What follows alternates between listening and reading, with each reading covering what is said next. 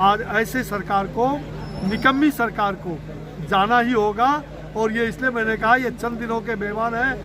ये बिहार सरकार जल्लाद के रूप में खड़ी हुई है। क्या कह सकते हैं? ये सरकार के रूप में जो जनता का कल्याण करे वही सरकार होता है, लेकिन जो जन कल्याण के लिए जो जनता को मारने का काम करे उसको क्या बोलते हैं? बोलो क्या बोलते हैं? आप लोग बताइए। जल्लाद है। ये बिहार सरकार जल्लाद के रूप में खड़ी हुई है। आपने कहा ना जल्लाद है। बिहार सरकार क्या है?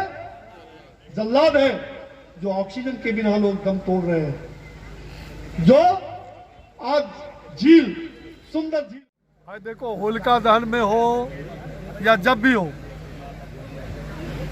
जो दूसरे को दहन करता है, जो दूसरे को मारता है, उसको भी मरना ही है।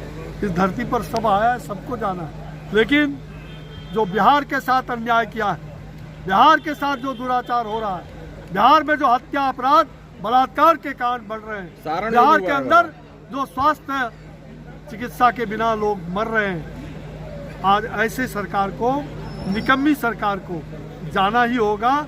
और ये इसलिए मैंने कहा ये चंद दिनों के मेहमान हैं। हो सकता है कि उसके पहले आपके केंद्रीय स्वास्थ्य राज्य मंत्री जैसी क्या कमी लगी दहन के पहले आपको कई दहन दिखाई पड़े। बाबा आप केंद्रीय स्वास्थ्य